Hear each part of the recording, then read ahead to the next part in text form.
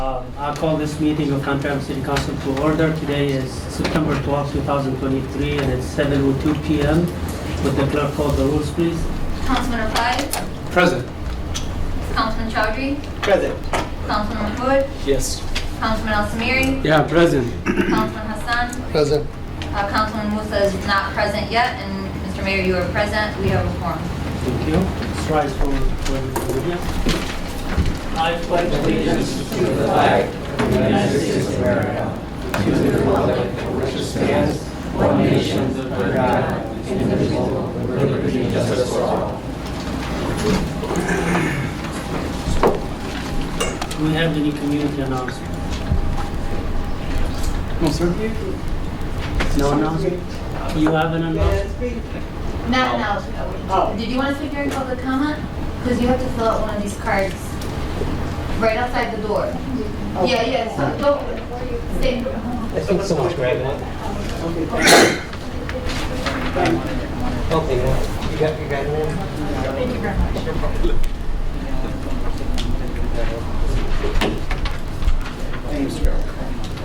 All right, so no announcements. We move to the proclamation, recognitions, and presentations. And we have certificate of recognition for Glafira Gordon. Let's see her, Mayor. She's not here? No, let's see her. Unless she's in the hall. No. Okay. But if you want, I can You just read it. read it. Yeah. Glafira, City of Hamtramck certificate of recognition for Glafira Gordon.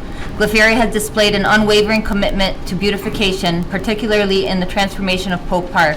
Her tireless efforts and creative vision has breathed new life into this part of our city, making it a more vibrant and inviting place for all residents and visitors to enjoy. Signed, Ahmed Galib, Mayor of Hamtramck.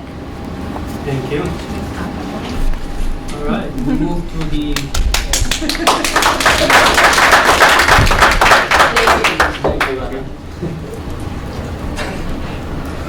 All right, so we have additions and deletions of the agenda approval. Abu Musa is here now. Yep. Councilman. 704. Mr. Chair. Do you have any additions or deletions? Mr. Chair. Go ahead, Councilman. I want to add this resolution to the agenda for tonight, please. Go And ahead. it's a resolution to remove Karen Mayaski from the DDA authority, please. Second. All right, so that would be 139, J. It would be resolution 2023-139, letter J. Mr. Chair, after this, I will bring another resolution to discuss. I want to discuss about the current employee status of the city current employee and probably potentially freeze future hiring until we look at the budget and financial situation of the city. Second. okay. That would be 140K. Okay.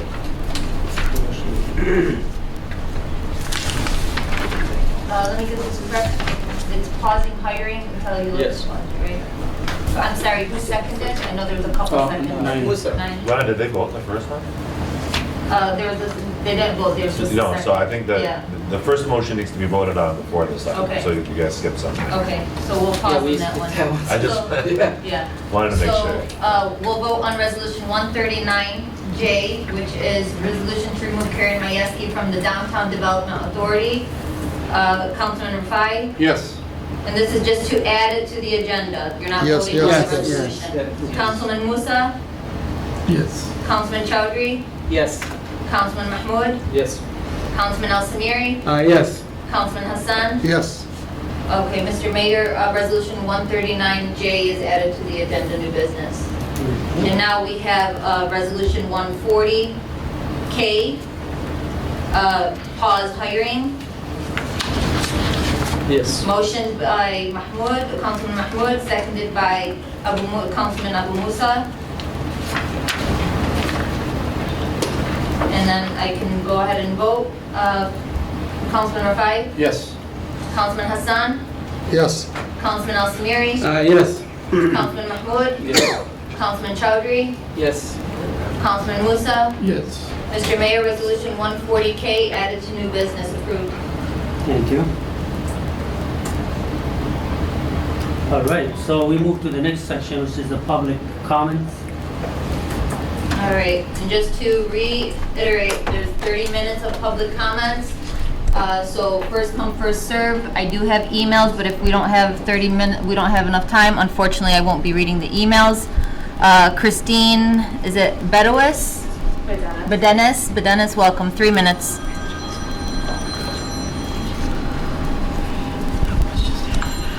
Good evening, thank you for having me.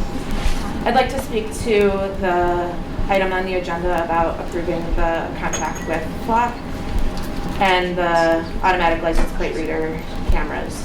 83% of American adults drive several times a week, and so that includes many in our community. We have the most densely populated community in the state of Michigan.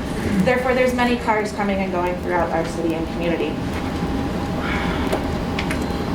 Being able to, with these cameras, you'll be able to fully track anyone's movements, which is questionable when it comes to regards of our ability to maintain our own privacy.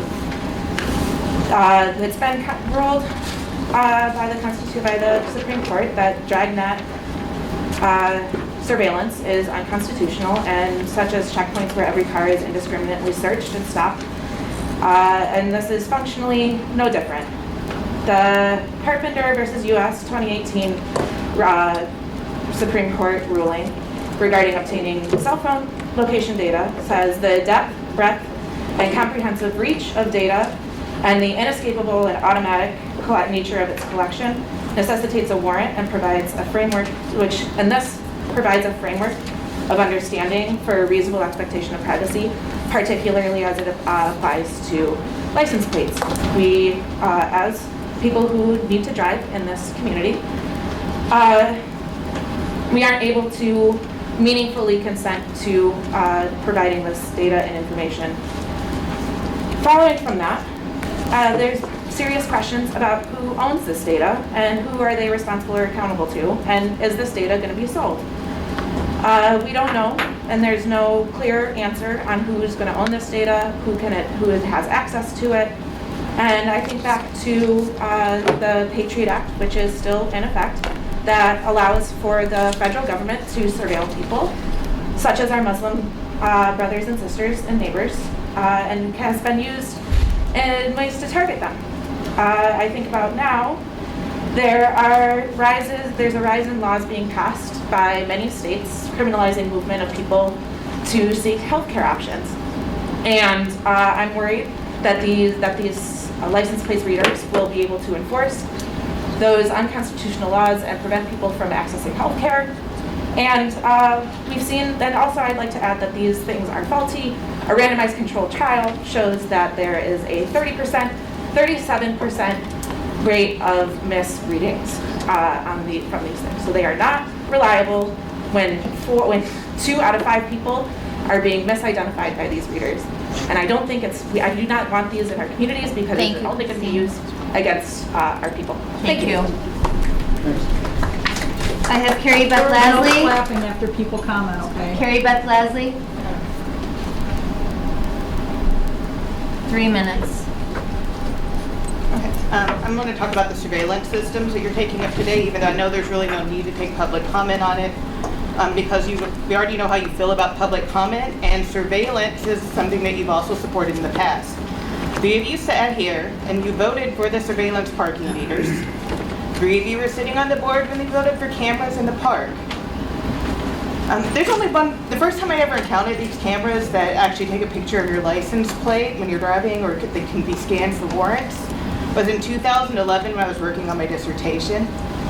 The community I studied was formed out of segregation. They didn't want to have their children go to school with black students in New Orleans, so they formed their own parish, created their own community, and in 2011, I got into a meeting that I was only able to get in by the color of my skin, where I learned about the meters that they put in. They put them on the border. There are 3 roads that went into the community from New Orleans Parish, the City of New Orleans. They put one at each border coming into the community. They had 2 roads that went out of the community to another white community, and they did not put any cameras there. So These have been used for reasons in the past, and I think I told you, I found this out at a meeting that was only attended by white people intentionally. So I want to let you know that there's a history of this being racist.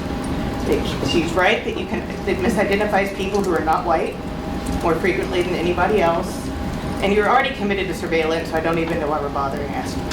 Thanks. Thank you, Terry. Josh Hamtramck.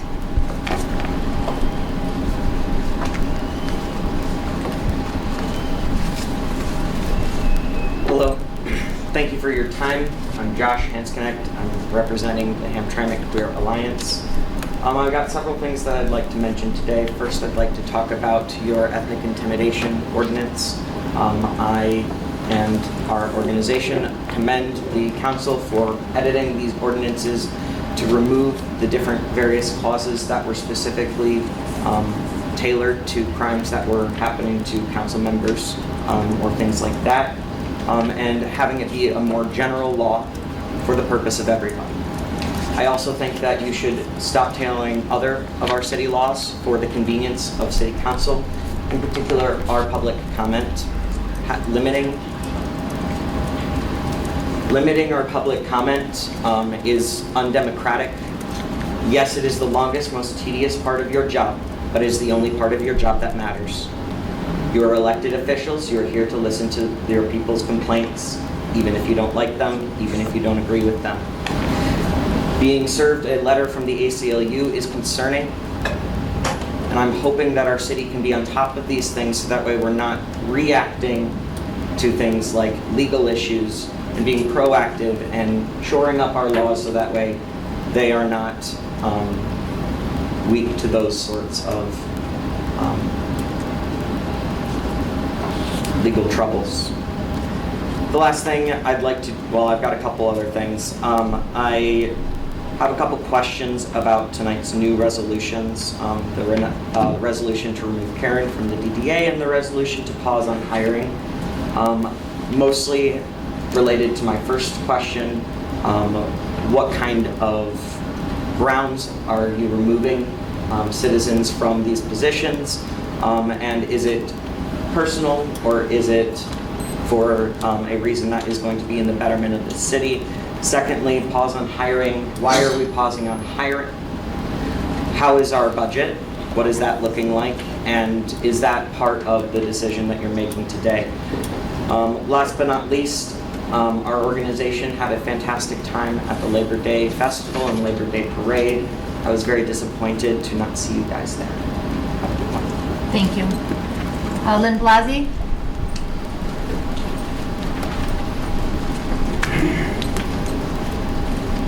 Hi, Mayor and Council. First, I'd like to support the rezoning of the properties near Metropolitan Bakery. I understand that they are working on doubling their size and really increasing their production, which will hopefully bring more jobs to Hamtramck and really support some of the directions that we're hoping to go to bring revenue to the city. So I do support the rezoning of those properties.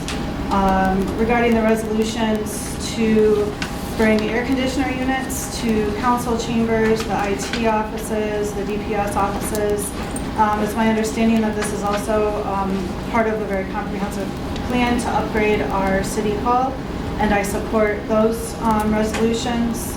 I also urge you to support the citywide sidewalk sales for October 6th and 7th. The DDA has been working really hard to put together Shop the World Hamtramck, which also coincides with the Hamtramck Neighborhood Arts Festival.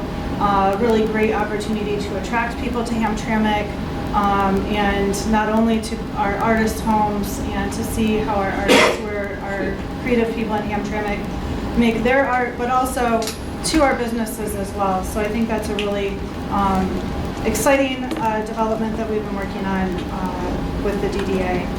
I also support new windows for the DPS offices. All the windows eventually need to be upgraded, so a little bit at a time makes sense. I do not support the flock cameras. I am against surveillance of residents. It's my understanding that this is vehicle recognition software, but that's a very close step to facial recognition, and other people with access to this software and this data can very easily run a program to do facial recognition, and that makes me extremely uncomfortable. A lot of different organizations up to the federal government have access to the databases. It records audio, and I really do not support this. I also am curious where the cameras will be located. That does not say in any of the paperwork. I support the stop signs around Florian and Brombach to make it safer for both school children and families when school lets out. And I'm excited to see what happens with the properties in the silent auction. Thank you. Thank you. And I am also curious of the reasoning for removing Karen from the DDA. Thank you. Gracie Faye?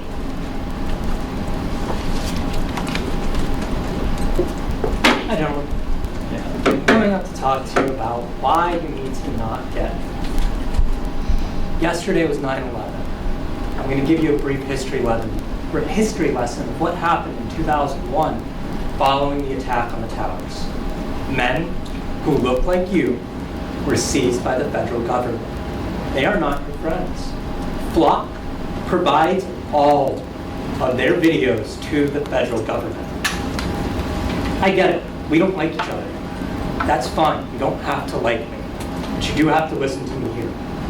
I am imploring you, begging you guys, find common ground with me on this. Do not bring mass surveillance into your community. You have something amazing here.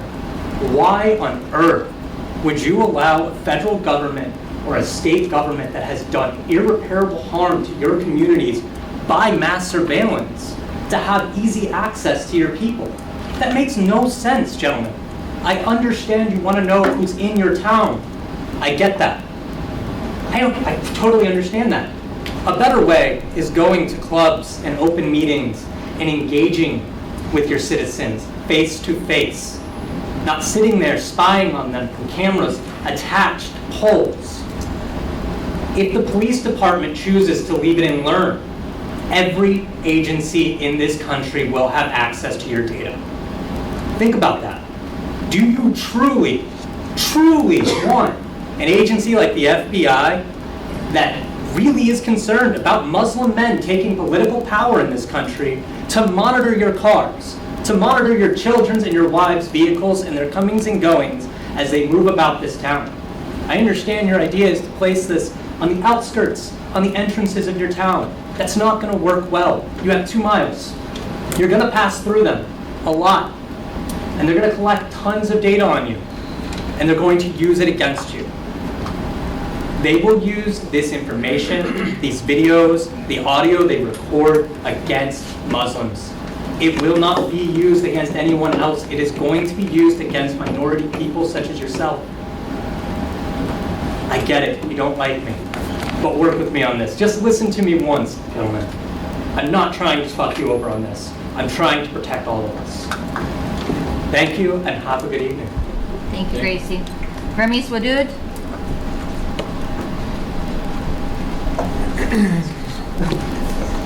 Good evening. My name is Ramis Wadud. I'm a staff attorney at the ACLU of Michigan. As I hope you all know well from our letter to you, we have some serious concerns about recent limitations to the public comment period. However, I have some commitments from your city manager and city attorney that we would get a formal response, and so I will save you the trouble of rehashing that letter. What I wanted to talk about right now is Resolution 134 to purchase license plate readers. You may or may not remember I came here months ago when this first came on the agenda to air out some concerns that the ACLU has about purchasing license plate readers, and I'm just going to reiterate some of those concerns today. First of all, in terms of accuracy, as others have mentioned, license plate readers sound great in theory, but in reality, they do not operate perfectly. You're expecting cameras to capture from a distance license plates that are operating, that are moving at high speeds. We have seen reports numerous times of O's being mistaken for zeros, I's being mistaken for L's or 1s, and that is almost certain to lead to wrongful arrests and unnecessary police interactions. On top of that, even assuming these license plate readers were perfect, operated perfectly, captured license plates perfectly, they're just not all that effective.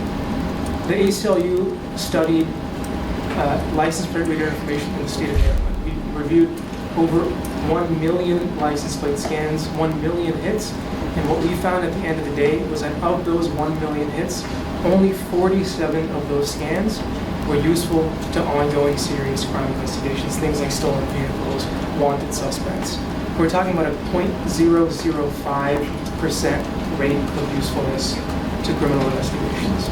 And so what is being proposed here today is to use $50,000 yearly of the city's funds to make an unnoticeable impact on ongoing criminal investigations, and certainly no impact at all on preventing crime. So the ACLU thinks that that money can be used on much more productive things that prevent crime, address crime at their roots. We're talking about narcotics, forfeiture funds. We can address drug abuse and drug overdoses at its roots with that money, instead of spending it on technology that is known to be ineffective and inaccurate. Thank you. Justin Jessup?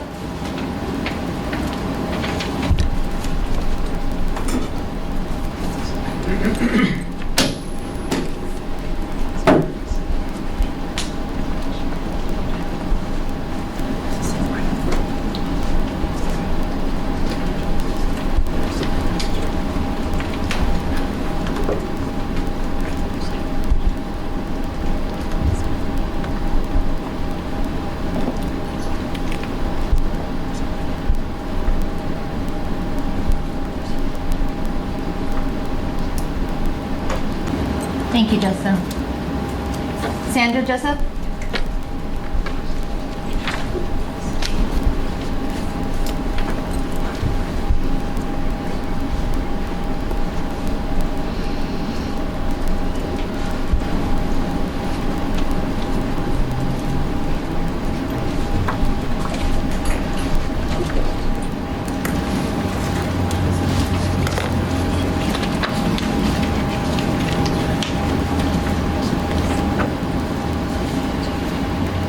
Thank you, Sandra. Charlene Sloan?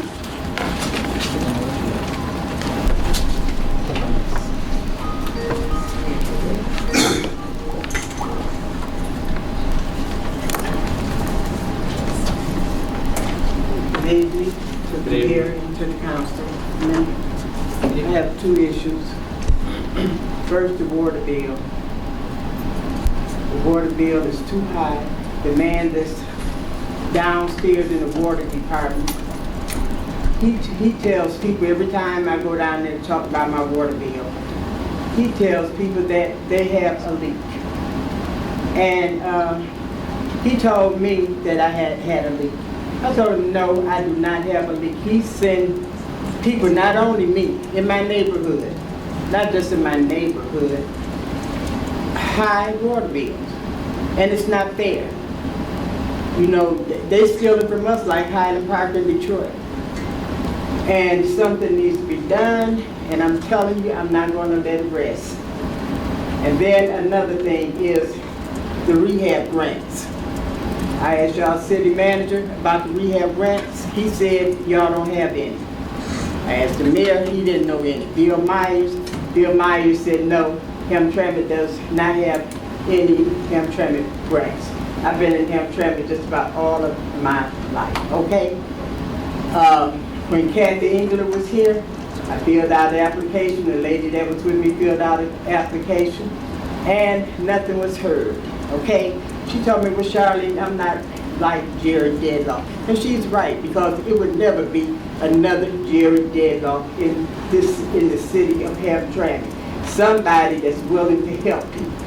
People around me, I don't know if it's politics or if we are black people and we cannot get any help. The city manager should know whether we have grants. And you know what, and people need to know really what's going on in Hamtramck. And I'm telling you, I'm not going to stop until I get some answers. I don't care if I have to go to the news. I want some answers. Thank you, Charlene. Jesse Quick? Is that Jesse Quick? Good evening. I'm frustrated, to say the least, to be back here to offer public comment on an action brought forth by the council, which again limits the right to freedom of expression for residents of Hamtramck. I care and believe deeply in the power of city government to create meaningful change. And I've spent much of my life educating others on the great impact that seemingly small-scale political involvement can have. Unfortunately, I believe the actions of this council, at least over this summer, if not for longer, have provided an example of the worst ways this power can present itself. As I said, I care deeply about city government, and while I haven't been able to attend every in-person meeting these past few months, I've paid close attention to the actions you've taken to carve away the rights of our city's residents. Now, instead of using my time at this meeting to speak on issues that truly excite me in the city, such as ideas for sustainability, beautification, or equitable transportation, I'm here again to speak on deaf ears about the dangers of your decisions. It's clear that your decision to limit public comment comes out of the lengthy comment period during the meeting on June 13th, during which the majority of speakers urged you not to pass Resolution 2023-82.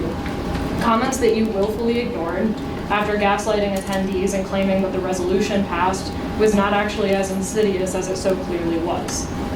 Since that passing, the city's seen a marked increase in harassment against queer residents that's taken many forms, from verbal to physical. This is something that many commenters, including myself, warned would take place, as Resolution 2023-82 served as a dog whistle to anti-queer individuals and groups, empowering them to be more visible with their hatred. This is the importance of public comment, that although you all very comfortably chose not to listen to your constituents, the dangers were made clear, and you, in your dispute, were proven wrong with your claims of neutrality around that resolution. This scares you so much that now you want to limit opposition as much as you can. This isn't governing. This isn't serving the people. This is choosing to serve your own power and strengthen your ties with national groups which seek to undermine our democratic systems. This is the beginning of moving towards a fascist system of governing. I urge you, if time is purely your greatest concern here, not to pursue actions which will inspire hundreds of people to speak in opposition. Some of you boast about your time spent in public office and your heightened knowledge of democracy, but I wonder why you haven't yet learned the lesson that most constituents don't feel the need to offer comment on actions brought forward if they approve of them. Anger, fear, and opposition inspire speech more often than approval. I question what your claimed tenure in public office has been spent doing if you haven't yet learned this simple fact. I have to gather from your recent actions that not much time has been spent representing your constituents, which I shouldn't have to remind you is the core purpose of your position here. Thank you, Jesse. Is it Chaz? B? Can you pronounce your last name? Bryant? Okay. Chaz Bryant. Mr. Chair, can we find out from the city manager regarding her water bill? Yeah, absolutely. We'll look at it. He's gonna follow up with you, man. Our city manager, right? Our city manager is gonna follow up with you regarding your bill, so we can find out why is it higher, right? Yeah, not only just man, people around me. All right, fine, but he's gonna reach out to you, Okay, so what we can about find the out. rehab grant? And that's why we're gonna find out. Okay, thank you. Hi. So others have commented on the ineffectiveness of the cameras, as well as their just the 0.005% really stood out to me. But I'd like to offer some suggestions of other ways you can use $53,000 a year plus $45,000 every year thereafter. As a landscaper, I can tell you that will buy a lot of trees. You can beautify most of your parks in the city. You could plant community gardens to take care of many of your residents who are not eligible for food assistance program because of their immigrant status. I speak out of personal experience in that one because I used to work for the welfare office down the street. It's really sad to have to reject people because of just that little thing when everyone needs food. I also want to point out that this was mentioned once in May or June, this resolution for cameras, and then quietly just not mentioned again until now where it's being voted on. I find that to be pretty obviously undemocratic. I find the irony that this city, which is such a diverse population full of minorities that were so greatly impacted by the Patriot Act, would partner with Flock to put these cameras in surveillance and where we know the information will be sent to the federal government. So I question the actual rationale going on, whether any of you are personally benefiting from this, or if it's just you were sweet-talked into using a camera system that is statistically not worth a penny. You could buy a lot of library books. Sorry, going back to other suggestions. A lot of library books for kids. You could improve school supplies in the public schools in Hamtramck. You could offer assistance for tutoring programs for the children of Hamtramck. You could increase the, there's a job finding business in Hamtramck. Thank you. You get a job finding business in Hamtramck that is getting some funding from the state to partner with the DHHS there. You could expand that program to help just boost economic productivity in the city. There are many, many, many more uses of $53,000 than surveillance, which is going to be used to harm many of your constituents. Thank you. And that is the 30 minutes of public comment. Those who did not get a chance to speak at this public comment will have an opportunity at the second one if you stick around.